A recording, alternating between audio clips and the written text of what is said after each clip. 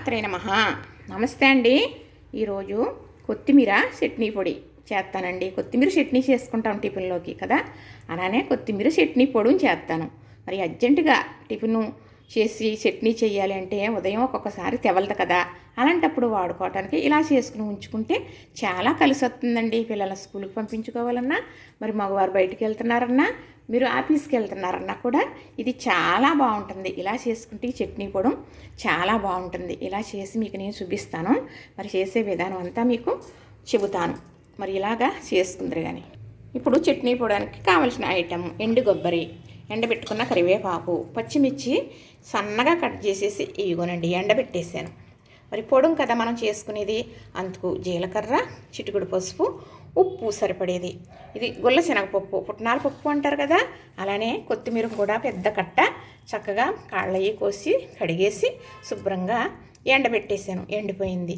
పల్లీలు కూడా కొంచెం వేస్తాను. అలాగే మినపగుళ్ళు, ఈ చిన్న కప్పు, ఇది పెద్ద కప్పు పచ్చి శనగపప్పు, అన్నీ అంటే దానికి తగ్గట్టుగా కొంచెం కొంచెం వేసుకోవడమే.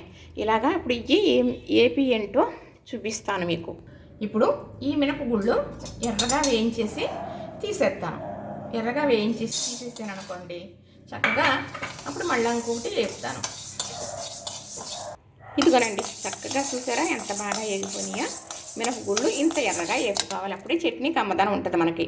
ఇప్పుడు ఈ పచ్చి శనగపప్పు కూడా నూనె ఇట్లిచ్చమండి. నూనె వేయకుండా మనం ఇలా వేపుకోవాలి. వేపుకుంటేనే అప్పుడు మనకు ముద్దలాగా రాకుండా చట్నీ కూడా మరి ఎలా ఉండాలో క్వాలిటీ అలా ఉంటుంది అన్నమాట. ఇది కూడా ఎర్రగా వేయించి తీసుకుందాం. ఈ పచ్చి శనగపప్పు బాగా ఎర్రగా వేపేయక్కర్లేదు, పచ్చి లేకుండా వేగిపోయిందంటే చాలండి, అప్పుడే చట్నీ కమ్మదనం ఉంటుంది అన్నమాట. ఇందులోనే నేను పల్లీలు కూడా వేసేసాను. ఇది వేగిపోయింది, తీసేస్తాను. ఈ ఎండు కొబ్బరి చిన్న ముక్కలుగా కట్ చేసి చక్కగా వేయిస్తానండి. వేయిస్తేనే కమ్మదనం వస్తుంది చట్నీకి. కొంచెం మనం వేయించుకోవాలి అండి. ఎండు కొబ్బరి ముక్కలు కూడా వేగిపోయినాయి, తీసేస్తాను. ఇప్పుడు ఒక్క చెంచా, ఒక్క స్పూను చిన్నదండి ఇది పప్పు నూనె వేసాను. ఇప్పుడు వేపుకోవడానికి మనకు. ఇప్పుడు పచ్చిమిర్చి ముక్కలు ఎండబెట్టేసుకున్నాం కదా, పచ్చిగా ఉండగా కట్ చేసేసుకుని ఎండబెట్టేసానండి బాగా. అయితే కారం కాయలు తీసుకున్నాను. మరి చట్నీ కొంచెం కారంగా ఉండాలి కాబట్టి మరి కారం కాయలు ఇలా గింజలు ఉంటాయి, అదే కారం తక్కువ కాయలు గింజలు ఉండవు. ఇది బాగా వేపుతాను.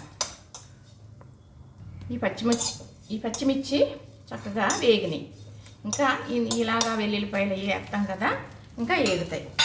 నేనైతే అసలు పచ్చిగా ఉండగా వేయనండి వెల్లుల్లి కానీ మరి జీలకర్ర కానీ వేయిస్తాను. కమ్మదనం మంచి రుచి అనేది వస్తుంది అన్నమాట. ఈ పచ్చిమిర్చి సన్నగా ఎంత వీలవుతే అంత సన్నగా కట్ చేసేసుకుని పచ్చివి మనం పలసగా ఏదన్నా కవర్ మీద పోసేస్తే ఒక క్లాత్ కప్పేస్తే చక్కగా ఎండిపోతాయండి. ఒక్క రోజులో ఎండిపోయినాయి నాకు. చక్కగా తెచ్చేసి ఉంచేసాను. ఇవి ఎండబెట్టి 10 రోజుల పైన అయ్యింది. మరి చూపించడానికి నాకు టైం లేక ఈ చట్నీ చెయ్యలేదు ఈ పౌడరు. ఇప్పుడు ఇందులో నేను ఎండిపోయిన కరివేపాకు కూడా వేసేస్తున్నాను.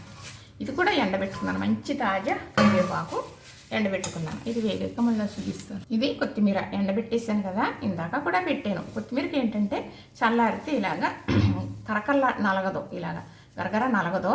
ఇది కొంచెం కత్తిరితో కట్ చేసేసి అప్పుడు ఇందులో వేసి వేపుతాను. ఇప్పుడు మనం ఈ కొత్తిమీర కూడా వేసేసుకుందాం. ఇలాగా కొంచెం విడివిడిగా కట్ చేసేసాను. ఇది పెద్ద కట్ అండి. పెద్దగా మరి తాజాగా ఉన్నది మాత్రం తెచ్చుకున్నాం అనుకోండి, మనకి శ్రమ ఉండదు. కాళ్ళ తప్పించి ఆకు కట్ చేసుకుని ఇంట్లో పెట్టేసుకోవచ్చు. ఇది గలగలమంటూ వేగాలి, అప్పుడు మనకు చట్నీకి రుచి వస్తుంది. ఇలా సన్న చెక్క మీద మాత్రమే వేపుకోవాలండి. ఇప్పుడు జీలకర్ర వేసేస్తున్నాను. ఈ చట్నీకి సరిపడే జీలకర్ర నేను వేసేస్తున్నాను. ఇది ఇలా గలగలమంటూ వేగితే ఈ పచ్చి వాసన అనేది ఉండకూడదు, కమ్మట వాసన రావాలి. మనం కొత్తిమీర పచ్చడి చేసుకుంటాం కదా, కొత్తిమీర శనగపప్పుతో చేసుకుంటాము, అలానే కొబ్బరితో కూడా చేసుకుంటాం, చాలా రకాలు చేసుకుంటాం. కానీ ఈ పొడి అంతకన్నా బాగుంటుందండి, చాలా బాగుంటుంది. ఇంతేనండి. ఇలా చక్కగా అంటే చిన్న మంట మీద సిమ్లో పెట్టుకుని మరీ వేసుకోవాలి. ఏమాత్రం కంగారుగా వేపుదాము అన్నా పచ్చడి బాగోదు, నిలవ ఉండదు, ఎందుకు పనికిరాదు. ఇంకా మనం చాలా జాగ్రత్తగా చేసుకోవాలి నిలవ ఉండే సరుకు కాబట్టి. ఇది ఎలా ఎగిందో చూసారా చక్కగా. చూసారా అలా వేగిపోవాలి. కరివేపాకు కూడా చక్కగా ఇదిగో వేగిపోయింది. ఇప్పుడు నేను మిక్సీ పట్టడం చూపిస్తాను మీకు, ఎలాగా మిక్సీ పడతాను అనేది. ఈ ప్రయాణం కళాయి వేడి ఉంటుంది కదా, వేడికి కూడా ఇంకా కొంచెం ఎక్కడన్నా ఉంటే వేగిపోతుంది. ఇప్పుడు ఇందులో మనం కళ్ళుప్పు, మనం చట్నీకి సరిపడగా ఎక్కువ పట్టదు కదా మరి చట్నీకి, కళ్ళుప్పు మనం ఏది చేసుకున్నా చిటికెడు పసుపు అనేది వేసుకుంటాం కాబట్టి చిటికెడు పసుపు వేసేసాను కదా. పుట్నాల పప్పు, ఇది వేయించవలసిన పని ఉండదు, ఇలాగే వాడేసుకుంటాం కదా. అలానే మినపగుళ్ళు వేయించేసాను కదా ఇవి. అలానే పచ్చి శనగపప్పు, పల్లీలు వేయించేసాను. మనం చట్నీ పొడి చేసుకుంటాం కాబట్టి ఇందులో పచ్చి అనేది ఏమి ఉండకూడదండి, వేయించేసుకుని ఉండాలి. ఇవి ఎండు కొబ్బరి చక్కగా చూసారు కదా. ఇప్పుడు ఇవి ముందు మిక్సీ పట్టేస్తాను, అప్పుడు తర్వాత ఇది ఎలా మిక్సీ పడతానో చూపిస్తాను మీకు. ఇదిగోనండి చక్కగా ఇలాగా 3 గిన్నెలు అయింది పొడవు మిక్సీ పట్టేసాను కదా. ఇప్పుడు మనం వేపుకున్నాం కదా కొత్తిమీర, కరివేపాకు, పచ్చిమిర్చి, జీలకర్ర, వెల్లుల్లిపాయలు, ఇది మిక్సీ పట్టేస్తాను మళ్ళా. ఇదిగోనండి చక్కగా ఉప్పు కూడా వేసేసాను. ఇదిగో ఇప్పుడు ఇంకా బాగా నలుగుతుంది చూసారా, చల్లారింది కదా.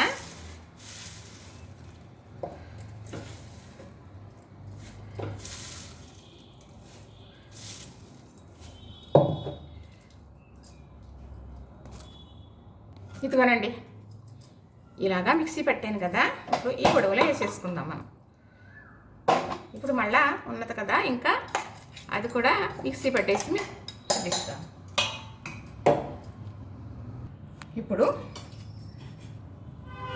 మళ్ళా మిక్సీకి పట్టాను కదా, ఇంకొక 2వ ట్రిప్పు పచ్చిమిర్చి ఇవన్నీ వేయించుకున్నది.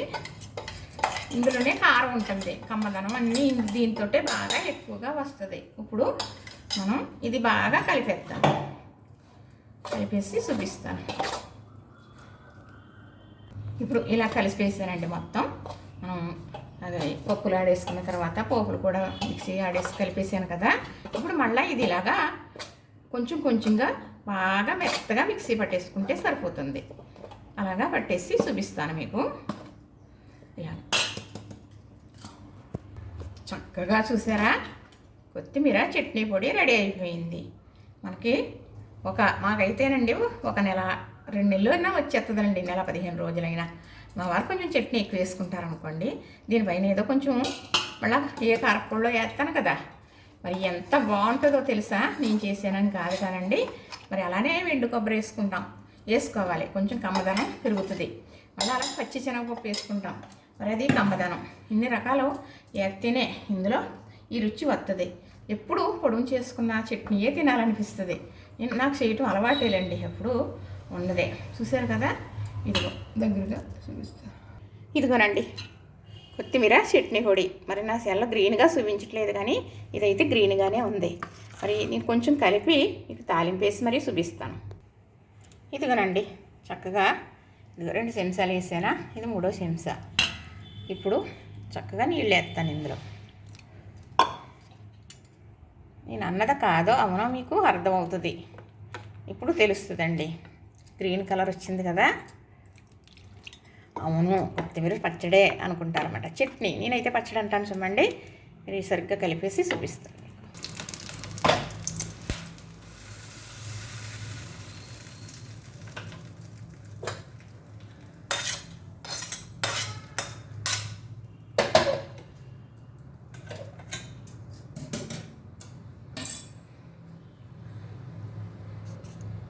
ఇదిగోనండి మనం తయారు చేసుకున్న చట్నీ పొడి.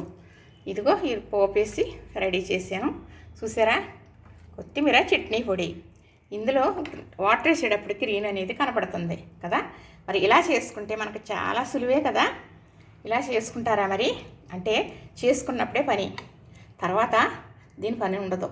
ఇది అయిపోయే వరకు జాగ్రత్తగా చట్నీ సమస్య లేకుండా చేసుకోవచ్చు. ఇది నచ్చిందనే అనుకుంటున్నానండి. నచ్చిందా మీకు?